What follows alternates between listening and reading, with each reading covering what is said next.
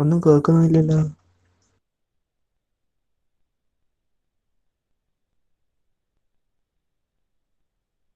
Hello, ഇപ്പൊ audible ആണോ? Ah okay. അപ്പൊ ഫോർത്ത് മൊഡ്യൂൾ എന്ന് പറയുന്നത് resources and its utilization. Natural resources, energy resources, types of energy റിസോഴ്സസും അതെങ്ങനെ നമുക്ക് യൂട്ടിലൈസ് ചെയ്യാന്നുള്ളതാണ് ഈ മൊഡ്യൂളിൽ ഡീൽ ചെയ്യുന്നത്. ഓക്കെ, എനർജി എന്ന് പറയുന്ന ടോപ്പിക്. എനർജി എന്താണ്? Definition of energy. Energy is the ability to do work. ഒരു വർക്ക് ചെയ്യാനുള്ള കപ്പാസിറ്റിനെയാണ് നമ്മൾ പറയുന്നത് എനർജി, അല്ലെ? നമ്മൾ ചെറിയ ക്ലാസ്സിൽ തന്നെ പറഞ്ഞിട്ടുണ്ട്. എനർജി എന്ന് പറയുന്നത് ഒരു വർക്ക് ചെയ്യാനുള്ള capacity. It's all about performing work. Okay. Then law of conservation of energy. Law of conservation of energy means energy can neither be created nor be destroyed. Energy നമുക്ക് ക്രിയേറ്റ് ചെയ്യാനും പറ്റില്ല, destroy ചെയ്യാനും പറ്റില്ല. പക്ഷെ എനർജിനെ എന്ത് ചെയ്യാം? ഒരു ഫോമിൽ നിന്ന് വേറൊരു ഫോമിലേക്ക് നമുക്ക് കൺവേർട്ട് ചെയ്യാൻ പറ്റും. പുതുതായിട്ട് ക്രിയേറ്റ് ചെയ്യാനും ഡിസ്ട്രോയ് ചെയ്യാനും പറ്റില്ല, പക്ഷെ എനർജി കൺവേർഷൻ പോസിബിൾ ആണ്. ഒരു ടൈപ്പ് ഓഫ് എനർജിനെ വേറൊരു ടൈപ്പ് ഓഫ് എനർജി ആയിട്ട് കൺവേർട്ട് ചെയ്യാൻ പറ്റും. എനർജി കൺവേർഷൻ ഒരു എക്സാമ്പിൾ പറഞ്ഞേ. നമ്മള് ഡേ ടു ഡേ ലൈഫിൽ തന്നെ ഒരു എക്സാമ്പിൾ പറഞ്ഞേ. ആരാ പറയാം? നിവേദ്യ.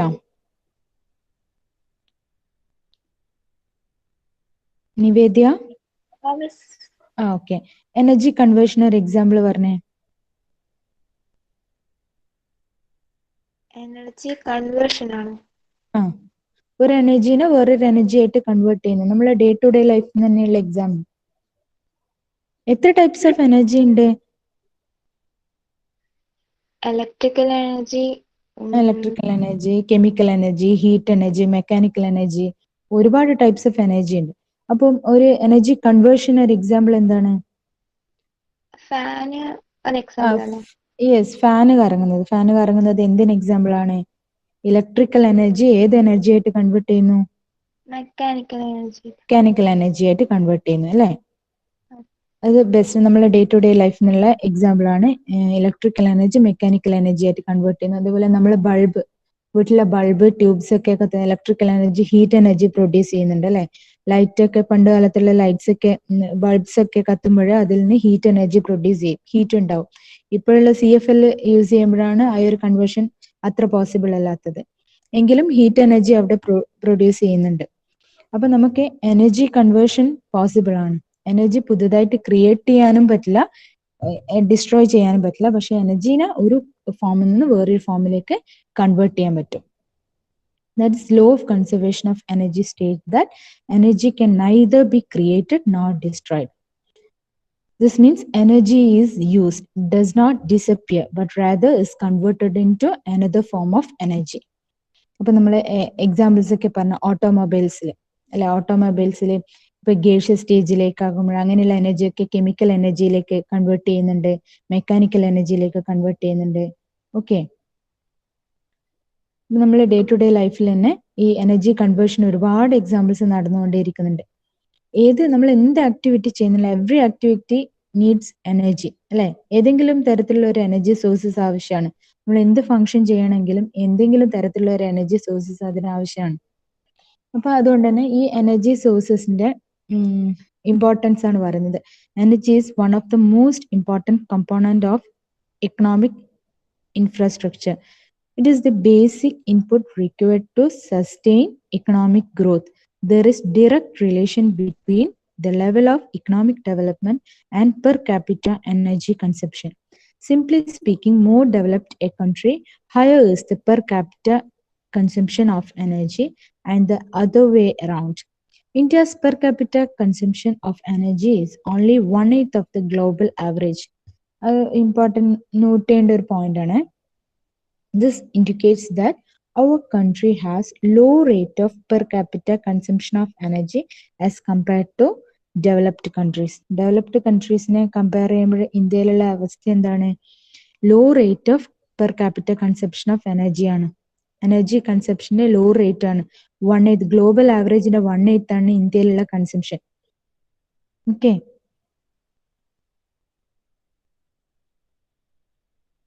ഇനി അത് ജസ്റ്റ് ഡിസ്ട്രിബ്യൂട്ട് ചെയ്താണ്. എനർജി കൺസംഷൻ ഇന്ത്യയിലുള്ള സോഴ്സസ് ഓഫ് എനർജീസ് ഏതൊക്കെ ഫോമിലാണ് ഉള്ളത്.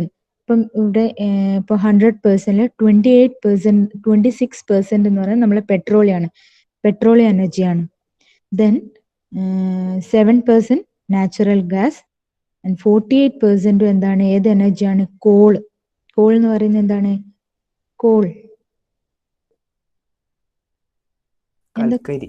കൽക്കരി.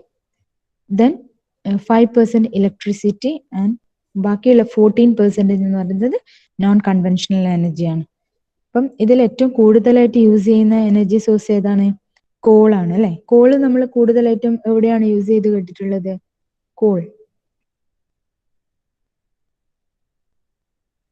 കോൾ ഏത് പ്രോസസ്സിലാണ് യൂസ് ചെയ്യുന്നത്? കൽക്കരി.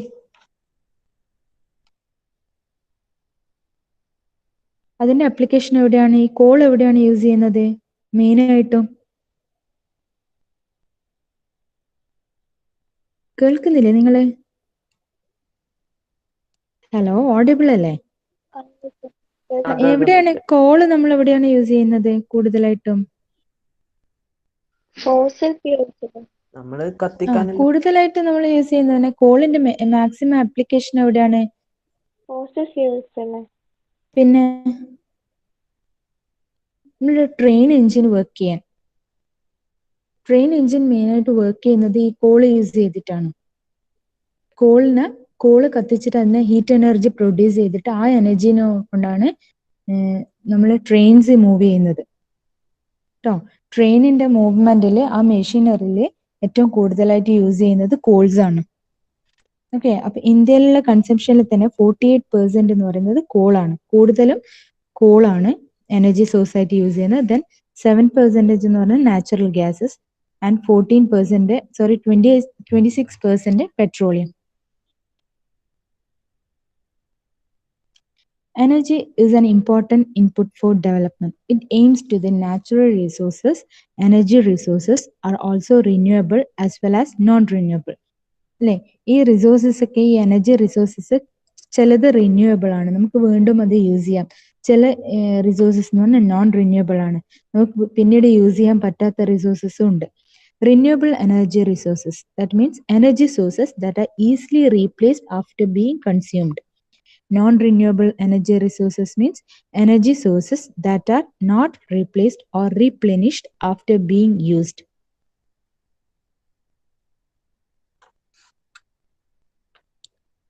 Renewable energy resources are energy resources that are directly available, immediately accessed, and can be replenished in a short period of time. Example എന്ന് പറയുന്നത് റിന്യൂവബിളിന് എക്സാമ്പിൾ ആണ് solar energy, wind, geothermal energy, wood, hydro power, biomass. ഇതൊക്കെ renewable എനർജിക്ക് example ആണ്. Renewable energy resources are energy resources that are directly available, immediately accessed, and can be replenished in a short period of time. Renewable energy comes from natural sources that are constantly and sustainably replenished. For this reason, they are sometimes called infinite energy sources. Infinite energy sources nu nammal parayum renewable energy na. Renewable means നമുക്ക് renew ചെയ്തുകൊണ്ടേ ഇരിക്കാം ആ energy sources അല്ലെ. Solar energy നമുക്ക് വീണ്ടും use ചെയ്താൽ, സണ്ണിൽ നിന്നുള്ള energy പല form, light energy ആയിട്ടും ഹീറ്റ് എനർജി ആയിട്ടും നമ്മൾ പല ആപ്ലിക്കേഷനും ഉണ്ട്. സോളാർ എനർജിന്റെ ആപ്ലിക്കേഷൻ നമ്മൾ ഡീറ്റെയിൽഡ് ആയിട്ട് അങ്ങോട്ട് പഠിക്കുന്നുണ്ട്. ഇപ്പൊ സോളാർ എനർജി എന്ന് പറയുന്നത് അത് നമുക്ക് എൻഡ് ചെയ്യുന്നില്ല, ഇൻഫിനിറ്റ് എനർജി റിസോഴ്സ് ആണ് സോളാർ എനർജി. നമുക്ക് വീണ്ടും use ചെയ്തുകൊണ്ടേയിരിക്കാം. The technologies adapted to tap this energy source will make our families healthier, more secure, and more prosperous by providing our air quality, reducing our reliance on fossil fuels, curbing global warming, adding good jobs to the economy when they are properly trapped, protective environmental values such as habitat and water quality. Working together, policymakers, communities, investors, utilities, and farmers can help build a sustainable future for our planet. Solar radiation, tides, and winds are perpetual resources that are no danger of lack of long-term availability. Next examples are sources such as geothermal power, fresh water, timber, biomass. ഇതൊക്കെ renewable energy സോഴ്സസിന് example ആണ്. ഇനി non renewable energy sources ആണ്. Non renewable energy സോഴ്സസിന്റെ example ആണ് coal, petroleum, natural gas ഒക്കെ. Non renewable energy sources are those cannot be replenished. അത് നമുക്ക് വീണ്ടും മെയ്ഡ് ചെയ്യാൻ പറ്റില്ല. Cannot be made again. Okay. ഇപ്പം കോൾ, പെട്രോളൊക്കെ കത്തിക്കഴിഞ്ഞാല് നമ്മൾ യൂസ് ചെയ്ത് കഴിഞ്ഞാൽ അത് നമുക്ക് വീണ്ടും റിന്യൂ ചെയ്യാൻ പറ്റുമോ? ഇല്ല, നോൺ റിന്യൂവബിൾ ആണ് അല്ലേ? കോള്, നാച്ചുറൽ ഗ്യാസ് ഇതൊക്കെ നോൺ റിന്യൂവബിൾ റിസോഴ്സസ് ആണ്. നോൺ റിന്യൂവബിൾ റിസോഴ്സസിന്റെ ബെസ്റ്റ് എക്സാമ്പിൾസ് ആണ് coal, petroleum, natural gas, uranium. Okay. Coal, oil and gas are called fossil fuels. ഈ കോളിനെയും ഓയിലിനെയും ഗ്യാസിനൊക്കെ കോമൺ ആയിട്ട് പറയുന്ന പേരാണ് fossil fuels. Okay. Oil and gas can be burn directly. അല്ലെ, ഓയിലും ഗ്യാസ് ഒക്കെ നമുക്ക് ഡയറക്റ്റ് ആയിട്ട് ബേൺ ചെയ്യാൻ പറ്റും. ബേൺ ചെയ്ത് കഴിഞ്ഞാലോ അത് പിന്നെ നമുക്ക് റിന്യൂ ചെയ്യാൻ പറ്റുമോ? ഇല്ല, നോൺ റിന്യൂവബിൾ റിസോഴ്സസ് ആണ് അല്ലെ.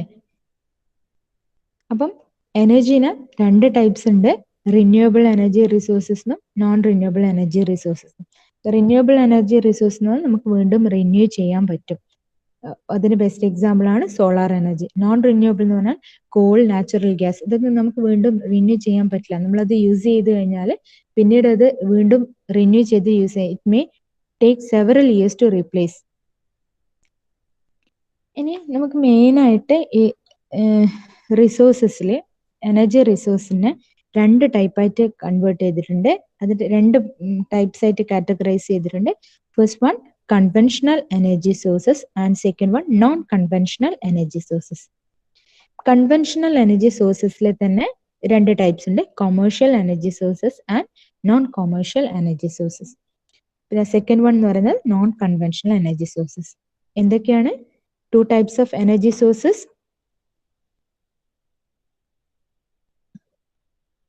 പറഞ്ഞേ, two types of energy sources. Conventional, non-conventional. Conventional, yes, conventional energy sources and non-conventional energy sources. ഒന്ന് നിങ്ങൾ നോട്ട് ചെയ്ത് നോക്കുക, ഈ കൺവെൻഷണൽ എനർജി സോഴ്സസ് തന്നെയാണ് non renewable energy sources. And non conventional energy sources is also known as renewable energy sources. Clear? Conventional energy sources തന്നെയാണ് നമ്മുടെ ഇപ്പം നമ്മൾ ഡീൽ ചെയ്തല്ലോ, നോൺ റിന്യൂവബിൾ, നമുക്ക് റിന്യൂ ചെയ്യാൻ പറ്റാത്തത്. ആ ടൈപ്പിന് തന്നെയാണ് കൺവെൻഷണൽ എനർജി സോഴ്സസ് ഡീറ്റെയിൽ ആയിട്ട് പറയുന്നത്. Conventional energy sources is as same as non renewable energy sources and non conventional energy sources is renewable energy sources. Okay.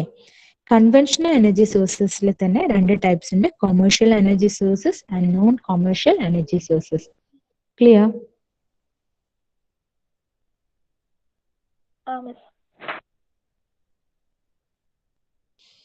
Then just categorize ചെയ്താണ് sources of എനർജിനെ conventional sources ഉണ്ട്, non conventional sources ഉണ്ട്. അത് conventional സോഴ്സസിൽ പറഞ്ഞു commercial ഉണ്ട്, non commercial.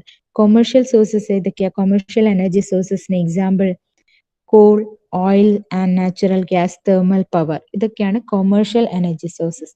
And non commercial energy sources എന്ന് പറയുന്നത് ഫയർവുഡ്. ഫയർവുഡ് എന്ന് പറഞ്ഞാൽ ഫ്യൂവൽ വുഡ് തന്നെ, വുഡ് കത്തിച്ചിട്ട് അതിന് ഫ്യൂവൽസ്, ഫയർസ് ഉണ്ടാവുമല്ലോ. Then hydro power, nuclear power ഇതൊക്കെയാണ് non commercial energy sources. Then second category non conventional energy sources. Very very important ആണ് non conventional energy sources. Examples solar energy, wind energy, tidal energy, geothermal energy, biomass. Okay, clear ആണോ? Sources of energy categorized as two, conventional energy sources and non-conventional energy sources. Conventional energy sources are of two types, commercial energy sources and non-commercial energy sources.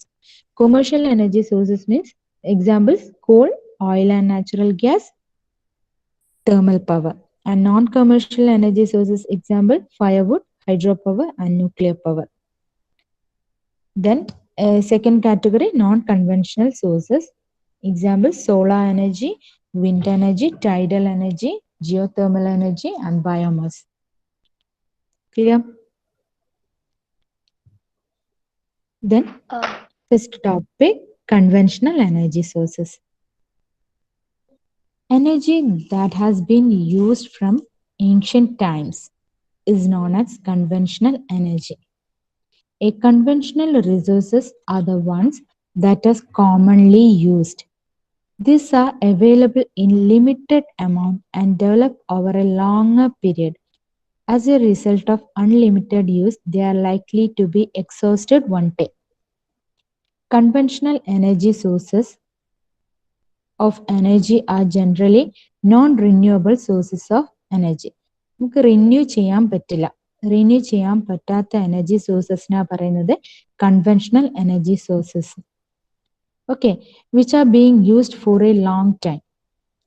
That is നമ്മൾ ancient times മുതലേ, used from the ancient times മുതലേ നമ്മൾ use ചെയ്യുന്നതാണ്. അതിന്റെ examples ആണ് coal, petroleum, natural gas, firewood. ഇതൊക്കെ conventional energy സോഴ്സസിന് best example ആണ്. ഇപ്പം തന്നെ നമ്മൾ ഡേ ടു ഡേ ലൈഫിൽ നമ്മൾ മോസ്റ്റ്ലി കൺസംഷൻ എന്ന് പറയുന്നത് കോളും ഓയിലും ആണ്. കോളിന്റെ ഓയിലിന്റെ കൺസംഷൻ ആണ് കൂടുതലും യൂസ് ചെയ്യുന്നത്. ഈ കൺവെൻഷണൽ എനർജി റിസോഴ്സസിനെ തന്നെയാണ് പറയുന്നത് non renewable energy resources. Clear? These sources of energy are being used extensively in such a way that their known reserves have been depleted to a great extent. At the same time, it is becoming increasingly difficult to discover and exploit their new deposits. It is envisaged that known deposits of petroleum in our country will be exhausted within a few decades, and coal reserves are expected to last only for another 100 years. Conventional sources of energy, namely coal, oil, petroleum, natural gas, has been already explained. നമ്മൾ പറഞ്ഞു ഇതെന്താണെന്ന് പറഞ്ഞാല് ഈ energy resources that can be used from ancient times, അതാണ് conventional energy sources. Conventional energy sources എന്ന് പറയുന്നത് non renewable energy sources. അതിന്റെ best examples ആണ് കോള്, ഓയിൽ, നാച്ചുറൽ ഗ്യാസ് ഒക്കെ. ഓക്കെ, നമുക്ക് വീണ്ടും വീണ്ടും യൂസ് ചെയ്യാൻ പറ്റില്ല. These are available in limited amount. These sources of energy are also called non-renewable. These sources of energy are limited quality except hydroelectric power. These are further classified as commercial energy and non-commercial. Parnalo, conventional energy are of two types, commercial energy and non-commercial energy. These are also known as non-renewable or exhaustible എന്ന് പറയും. ഇനി conventional എനർജിന്റെ classification ആണ്. Conventional എനർജിയിൽ 7% എന്ന് പറയുന്നത് crude oils, 7% natural gas, 28% എന്താണ് nuclear energy, and 29% എന്നാണ് hydro എനർജിയും, കോള് 29% ആണ്. ഓക്കെ, ഓവറോൾ അതൊന്ന് ജസ്റ്റ് ഒന്ന് മെൻഷൻ ചെയ്തു എന്നുള്ള ഓർത്ത് വെക്കുക. Conventional energy sources are of two types. First one, commercial energy sources and non-commercial energy sources. Commercial energy sources, the sources of energy that are usually available in costly to the users, are referred to as commercial energy sources. The sources of energy that are usually available in costly, നമുക്ക് ആവശ്യക്കാർക്ക് costly ആയിട്ട് available ആയിട്ടുള്ള സോഴ്സസിനാണ് പറയുന്നത്, energy റിസോഴ്സസിനാണ് പറയുന്നത് commercial energy resources. Non commercial energy resources means the sources of energy that are usually available free of cost to the users are referred to as non-commercial energy sources. Clear? Commercial energy sources എന്ന് പറയുന്നത് available in costly, highly expensive ആയിരിക്കും. Non-commercial energy sources എന്ന് പറയുന്നത് free of cost ആയിരിക്കും. Okay, commercial energy sources എന്ന് പറയുന്നത് highly expensive, non commercial എന്ന് പറയുന്നത് ഫ്രീ കോസ്റ്റും ആയിരിക്കും. അതിൽ കൊമേഴ്ഷ്യൽ എനർജി സോഴ്സസിന് എക്സാമ്പിൾ ആണ് ദിസ് വൺ കോൾ, അല്ലെ? കോൾ ഹൈലി എക്സ്പെൻസീവ് ആയിട്ടുള്ള ഒരു എനർജി റിസോഴ്സസ് ആണ്. Call releases large amount of energy. It is burned because of density of hydrocarbon in the material. ഈ കോളിന്റെ ഉള്ളിലുള്ള ഹൈഡ്രോ കാർബൺ എന്ന് പറയുന്ന മെറ്റീരിയൽ ഉള്ളതുകൊണ്ട് അത് നമ്മൾ ബേൺ ചെയ്യുമ്പോൾ high amount of heat energy produce ചെയ്യുന്നുണ്ട്. ഈ പ്രോസസ്സിന് നമ്മൾ കോളിഫിക്കേഷൻ എന്ന് പറയാം. Coal is formed by dead plants being put under significant pressure and temperature for million of years. Coal ഉണ്ടാക്കുന്ന പ്രോസസ്സിനെ പറയുന്നത് കോളിഫിക്കേഷൻ. കോൾ ജനറേറ്റ് ചെയ്യുന്ന process. Coal is formed by dead plants being put under significant pressure and temperature for million of years. Clear? There are 4 grades of coal. Coal 4 types of coal ഉണ്ട്. Ignite, subbituminous, bituminous and anthracite. 4 types of coal available ആണ്. Ignite, subbituminous, bituminous and anthracite. ഈ call ഉണ്ടാകുന്ന പ്രോസസ്സിന് പറയുന്ന പേരാണ് qualification. Call എന്ന് പറഞ്ഞാൽ highly expensive ആയിട്ടുള്ള ഒരു എനർജി റിസോഴ്സസ് ആണ്. അത് ബേൺ ചെയ്യുമ്പോൾ ഹൈഡ്രോ കാർബൺ എന്ന് പറയുന്ന അതിനുള്ള ഹൈഡ്രോ കാർബൺ മെറ്റീരിയൽസ് ആണ് ഹീറ്റ് എനർജി കൂടുതലായിട്ടും പ്രൊഡ്യൂസ് ചെയ്യുന്നത്. Vast amount of heat energy produce ചെയ്യുന്നുണ്ട് കോളിൽ നിന്ന് തന്നെ. അതിൽ lignite, a brownish black coal of low quality with inherent moisture and volatile matter. നിങ്ങൾക്ക് ഓഡിബിൾ ആൻഡ് വിസിബിൾ അല്ലേ? കുഴപ്പമൊന്നുമില്ലല്ലോ? ഇല്ല. Okay.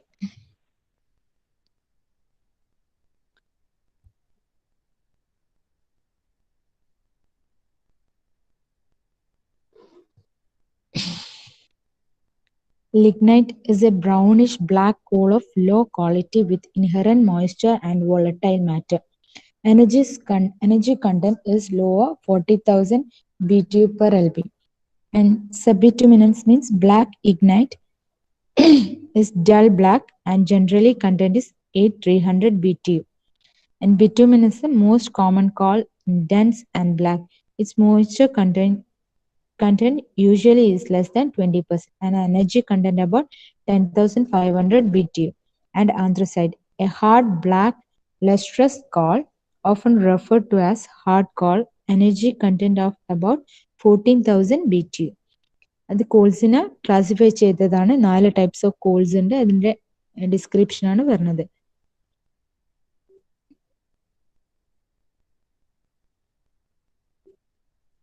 This coal, petroleum and electricity ഒക്കെയാണ് commercial energy sourcesന് example. They have a price and consumer has to pay price for purchase them. അല്ലെ, commercial energy sources നമുക്ക് purchase ചെയ്യണമെങ്കിൽ പൈസ കൊടുക്കണം. ഹൈലി എക്സ്പെൻസീവ് ആയിട്ടുള്ള എനർജി സോഴ്സസ് ആണ് commercial energy sources. Okay, conventional energy sourcesന്റെ first categorize ചെയ്തതാണ് commercial energy sources. അതിൽ കൊമേഴ്ഷ്യൽ എനർജി സോഴ്സസിലെ ഫസ്റ്റ് വൺ നമ്മൾ പറഞ്ഞു കോള്. അടുത്ത എക്സാമ്പിൾ എന്ന് പറഞ്ഞാൽ oil and natural gas. Sedimentary rocks containing plants, animals remains about 10 to 20 crore year old are the sources of mineral oil. Mineral oil is very unevenly distributed over space like any other mineral. There are 6 regions in the world which are rich in mineral oil. USA, Mexico, former USSR and West Asian region are the major oil reproducing countries.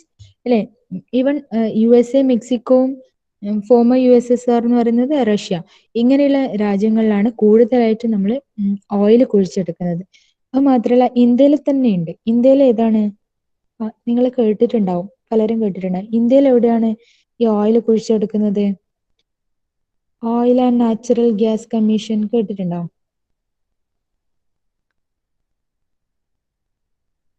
ഇന്ത്യയില് കേട്ടിട്ടുണ്ടോ?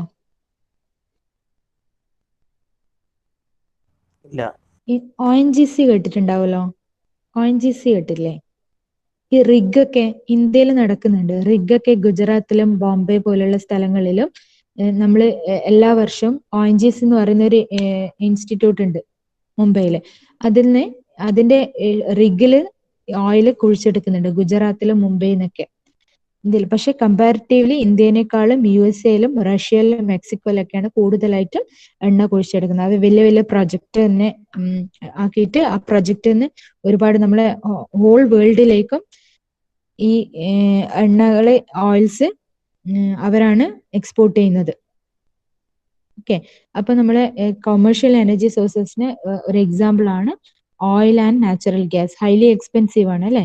Petroleum എല്ലാ type ഓയിലും അവർ ഖനനം ചെയ്യുന്നുണ്ട്. എല്ലാ types ഓയിൽസും പിന്നെ commercial energy oils ആണ്. അത് ഹൈലി എക്സ്പെൻസീവ് ആണ്. അത് കൂടുതലായിട്ടും ഇങ്ങനെ കുഴിച്ചെടുക്കുന്നത് USA, മെക്സിക്കോ, റഷ്യ പോലുള്ള രാജ്യങ്ങളിലാണ്. Natural gas is really a mixture of gases that formed from fossils, remains of ancient plants and animals buried deep in the earth. Clear? In India, gas is a natural gift. The main ingredient in natural gas is methane. Natural gas can be used both as energy sources, also an industrial raw material in petrochemical industry. The gas is also used for fertilizer plants. Natural gas is really a mixture of gases that formed from fossils, remains of ancient plants and animals buried deep in the earth. The main ingredient of natural gas is methane. Natural gas can be used both as energy sources and used as raw material in industry. Okay, petrochemical industry raw material ആയിട്ടും natural gas use ചെയ്യുന്നുണ്ട്. Natural gases എന്ന് പറയുന്നത് വേറെ type of energy source തന്നെയാണ്. Directly energy source ആയിട്ടും use ചെയ്യുന്നുണ്ട്. അതുപോലെ fertiliser പ്ലാന്റ്സിലൊക്കെ fertilisers ആയിട്ട് നമ്മൾ ഈ നാച്ചുറൽ ഗ്യാസസ് യൂസ് ചെയ്യുന്നുണ്ട്. Through pipeline, the gas from Bombay and Gujarat has a field is now taken Madhya Pradesh, Rajasthan and UP. And HBJ project, HBJ gas pipeline is 1,730 kilometer long, carries 18 million cubic meters of gas every day. It feeds 6 fertilizers and 3 power plants. There are already 12 refineries in India. The liquefied petroleum gas, also called the cooking gas, is now very common domestic fuel. നമ്മൾ use ചെയ്യുന്ന oils ഈ ഞാൻ പറഞ്ഞല്ലോ ബോംബെയില് ഗുജറാത്തിലൊക്കെ ഉള്ളത് എണ്ണ ഒഴിച്ചെടുക്കുന്നത്. പിന്നെ HBJ gas ലൈനിൽ നിന്ന് 1,730 kilometer long, carries 18 million cubic meters of gas every day. And it feeds 6 fertilizer and 3 power plants. There are already 12 refineries in India. പിന്നെ 12 റിഫൈനറീസ് ഉണ്ട്. പിന്നെ LPG ലിക്വിഡ് പെട്രോളിയം ഗ്യാസ്, അത് നമ്മൾ കോമൺ ആയിട്ട് നമ്മൾ എല്ലാവരും ഡേ ടു ഡേ ലൈഫിൽ തന്നെ നമ്മൾ യൂസ് ചെയ്യുന്നത്, കുക്കിംഗ് ഗ്യാസ് ആയിട്ട് യൂസ് ചെയ്യുന്നത്. ഇതൊക്കെയാണ് ഗ്യാസിന്റെ യൂസ്, കൊമേഴ്ഷ്യൽ ഗ്യാസസ്. പിന്നെ അടുത്ത കൊമേഴ്ഷ്യൽ ഗ്യാസ് ആണ് തേർമൽ പവർ അല്ലെ. A thermal power station is a power station in which heat energy converted to electric power. Thermal power station is a power station in which heat energy is converted to electric energy. Electric power ആയിട്ട് convert ചെയ്യാം. Heat energy നെ electrical energy ആയിട്ട് convert ചെയ്യാം. Thermal power plants use coal, petroleum and natural gas to produce thermal electricity. Thermal power plants use ചെയ്യുന്നത് എന്തൊക്കെയാണ്? Coal, petroleum and natural gas to produce thermal electricity. These sources are of mineral origin and also called fossil fuels. They are exhaustible and polluting. This is in great demand in industry, agriculture, transport and domestic sectors. ഇനി conventional energy സോഴ്സസിന്റെ disadvantages ആണ് പറയുന്നത്. It available in dilute form in nature, cost of harnessing energy is very high, availability in uncertain, difficulty in transporting such resources. അല്ലെ, conventional energy source എന്ന് പറഞ്ഞാൽ highly expensive ആണ്, പിന്നെ available in uncertain, difficulty in transporting, ഇതൊക്കെ disadvantages ആയിട്ട് നമ്മൾ consider ചെയ്യുന്നു.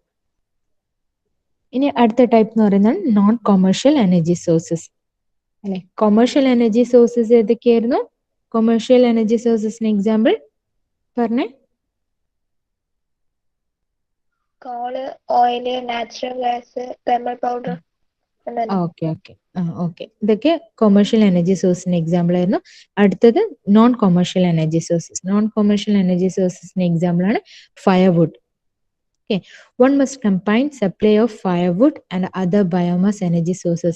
Besides, we need technologies for total utilization of biomass and a conversion of solid, liquid and gaseous fuel. ഇപ്പൊ conversion നമ്മൾ ഫയർവുഡിന്റെ അപ്ലിക്കേഷൻ എന്താ, ഫ്യൂവൽ വുഡൊക്കെ നമ്മൾ യൂസ് ചെയ്യുന്നത് എന്താണ്, ഒരു മെറ്റീരിയലിനെ, സോളിഡ് മെറ്റീരിയലിനെ ലിക്വിഡ് ആയിട്ടും ലിക്വിഡിനെ ഗേഷ്യസ് സ്റ്റേജിലേക്കും കൺവേർട്ട് ചെയ്യാൻ വേണ്ടിയിട്ട് ഫയർവുഡ് യൂസ് ചെയ്യുന്നുണ്ട് അല്ലെ. നമ്മളിപ്പോ ഒരു എക്സാമ്പിൾ പറയുകയാണെങ്കിൽ ഇപ്പൊ സിൽവറിന് നമ്മൾ ഹൈ ഫ്ലെയിമിൽ കൊടുത്തു കഴിഞ്ഞാൽ, സിൽവർ എന്ന് പറയുന്നത് സോളിഡ് സ്റ്റേറ്റിലുള്ള ഒരു മെറ്റീരിയൽ ആണ്. അതിന് high flame, high heat energy അത് നമ്മൾ പ്രൊവൈഡ് ചെയ്താൽ ഈ സിൽവർ എന്താവും, ലിക്വിഡ് ഫോമിലേക്ക് കൺവേർട്ട് ചെയ്യും അല്ലേ. ആണോ, നിങ്ങൾ പഠിച്ചിട്ടുണ്ടാവുമല്ലോ. ഈ കൂടുതലായിട്ടും ഹീറ്റ് എനർജി പ്രൊഡ്യൂസ് ചെയ്താൽ സോളിഡ് ആയിട്ടുള്ള മെറ്റീരിയൽസ് ലിക്വിഡ് ആയി. വളരെ സിമ്പിൾ ആയിട്ടുള്ള ഒരു എക്സാമ്പിൾ ആണ് നമ്മൾ ഐസ് ക്യൂബ്സ് നമ്മൾ ചെറിയ മൈന്യൂട്ട് അളവിൽ തന്നെ ഹീറ്റ് കൊടുക്കുകയാണെങ്കിൽ ഈ സോളിഡ് സ്റ്റേറ്റിലെ ഐസിനെ നമ്മൾ ലിക്വിഡ് ഫോമിലേക്ക് കൺവേർട്ട് ചെയ്യുന്നു. വീണ്ടും ഇതിന് ഹീറ്റ് എനർജി പ്രൊഡ്യൂസ് ചെയ്യുകയാണെങ്കിൽ എന്താവും, ഈ ലിക്വിഡ് ഫോമിലുള്ളത് ഗേഷ്യസ് സ്റ്റേജിലേക്ക് കൺവേർട്ട് ചെയ്യുന്നു അല്ലെ, ആവിയായിട്ട് പോകുന്നില്ലേ. അതൊക്കെ ഈ എന്തുകൊണ്ടാണ് ഇങ്ങനെ സംഭവിക്കുന്നത്, നമ്മൾ ഹീറ്റ് എനർജി പ്രൊവൈഡ് ചെയ്യുമ്പോഴാണ് ഇങ്ങനെ സംഭവിക്കുന്നത് അല്ലെ. അപ്പൊ ഈ നോൺ കൊമേഴ്ഷ്യൽ നമ്മൾ ഈ കൊടുക്കുന്ന ഈ ഫയർവുഡ് എന്ന് പറയുന്നത് അത്ര ഹൈലി എക്സ്പെൻസീവ് ആയിട്ടുള്ള സാധനമല്ല ഫയർവുഡ് എന്ന് പറയുന്നത് അല്ലെ. നമുക്ക് കൺട്രോൾ ചെയ്യാൻ പറ്റുന്ന, ഫ്രീ ഓഫ് കോസ്റ്റ് ആയിരിക്കും, വലിയ റേറ്റ് ഒന്നും ഉണ്ടാവില്ല. കൊമേഴ്ഷ്യൽ എനർജീസ് ആണ് കോള്, ഓയിൽ, നാച്ചുറൽ ഗ്യാസ് ഒക്കെ പോലെയുള്ള റിസോഴ്സസിനാണ് ഹൈലി എക്സ്പെൻസീവ് ആയിട്ടുള്ള. നോൺ കൊമേഴ്ഷ്യൽ ഫയർവുഡ് ആണ് കോമൺ ആയിട്ടുള്ള എക്സാമ്പിൾ. ഫയർവുഡ് അത്ര എക്സ്പെൻസീവ് ആയിട്ടുള്ള മെറ്റീരിയൽസ് ഒന്നല്ല. അപ്പൊ ഈ ഫയർവുഡ് പ്രൊവൈഡ് ചെയ്ത് കഴിഞ്ഞാൽ ഇങ്ങനെയുള്ള കൺവേർഷൻ ഒക്കെ പോസിബിൾ ആണ്. സോളിഡിന്ന് ലിക്വിഡിലേക്കും ലിക്വിഡിന്ന് ഗേഷ്യസ് ലെവലിലേക്കും ഉള്ള കൺവേർഷൻസ് ഒക്കെ പോസിബിൾ ആണ്. Then hydropower. Water energy is most conventional renewable energy sources and obtained from water falling from a height. Hydropower is a clean, non-polluting sources of energy. It can be transmitted to long distance through wires and cables. In South America, about 75% of the total electricity consumption comes from water. Japan, USA and former USSR are the leading countries in production of hydropower. ഹൈഡ്രോപവർ എന്ന് പറയുന്നതും അല്ലെ, നമ്മൾ water energy എന്ന് പറയുന്നതും expensive അല്ലാത്ത, free of cost ആയിട്ടുള്ള ഒരു energy resources ആണ്. ഫസ്റ്റ് എക്സാമ്പിൾ എന്ന് പറയുന്നത് firewood or fuel wood, then hydropower. In India, the generation of hydroelectric power was emphasized from the first 5-year plan. First 5-year plan നമ്മൾ പഠിച്ചിട്ടുണ്ട്, പഞ്ചവത്സര പദ്ധതികൾ. ആ പഞ്ചവത്സര പദ്ധതിയിൽ ഫസ്റ്റ് 5-year പ്ലാനിൽ തന്നെ ഹൈഡ്രോ ഇലക്ട്രിക് പവറിന്റെ ജനറേഷൻ നമ്മൾ എസ്റ്റാബ്ലിഷ് ചെയ്തിട്ടുണ്ടായിരുന്നു. ഈ കാരണം കൂടുതൽ എനർജി റിസോഴ്സസിനുള്ള മെയിൻ ആയിട്ടുള്ള, നോൺ കൊമേഴ്ഷ്യൽ ആയിട്ടുള്ള എനർജി റിസോഴ്സസിന്റെ മെയിൻ ആയിട്ടുള്ള സോഴ്സ് ആയിരുന്നു ഹൈഡ്രോ ഇലക്ട്രിക് പവർ. അതുകൊണ്ട് തന്നെ ഫസ്റ്റ് 5-year പ്ലാനിൽ തന്നെ നമ്മളത് ആ ഒരു അപ്രോച്ച് നടന്നിരുന്നു.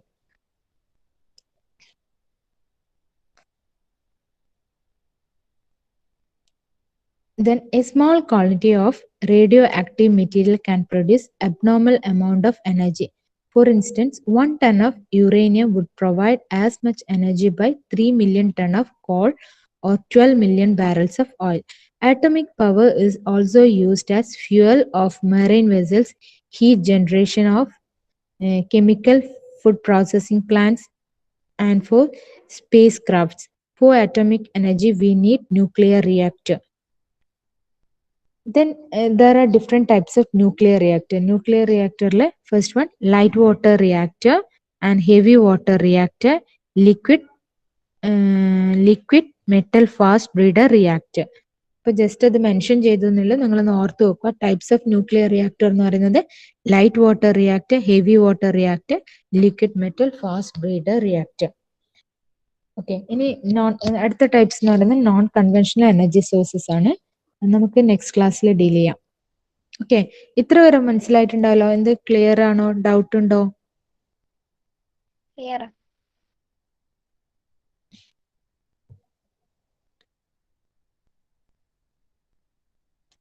ഓക്കെ, ബാക്കിയുള്ള ടോപ്പിക് എന്ന് പറയുന്നത് നമുക്ക് അടുത്ത ക്ലാസ്സിൽ.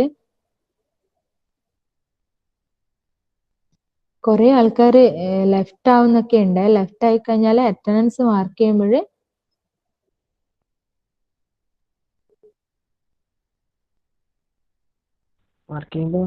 മാർക്ക് ചെയ്യുമ്പോൾ ഓൺലൈനിൽ ഇല്ലെങ്കിൽ അറ്റൻഡൻസ് കിട്ടൂല.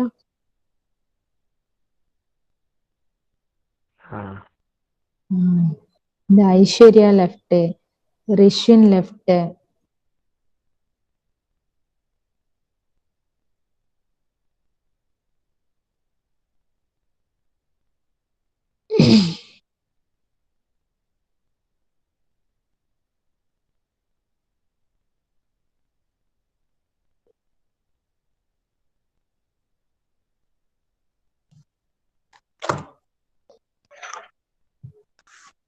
നോഹ. എത്ര പേരെ ഇങ്ങനെ ലെഫ്റ്റ് ആകുന്നത്?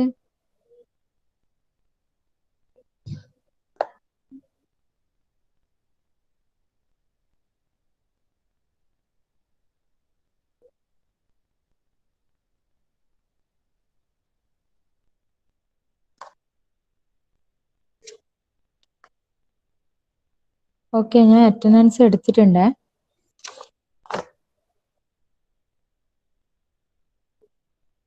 ക്ലിയർ. ബാക്കി നമുക്ക് അടുത്ത ക്ലാസ്സിൽ എടുക്കാം. ഇന്ന് 6th അവർ സസ്റ്റൈനബിൾ ആണ് കേട്ടോ.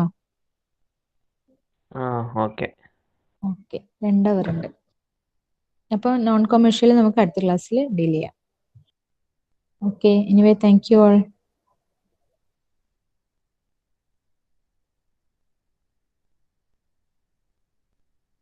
Thank you miss.